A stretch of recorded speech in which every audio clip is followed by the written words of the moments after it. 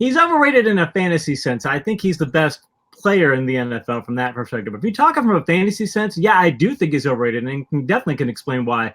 Mentioning that fireworks points idea, NFL teams, there have been 24 NFL teams, 24 teams in NFL history that have scored over 500 points. If you put those teams into fireworks contest, again, where each team is scoring 24 more points, you would think those teams would fare well.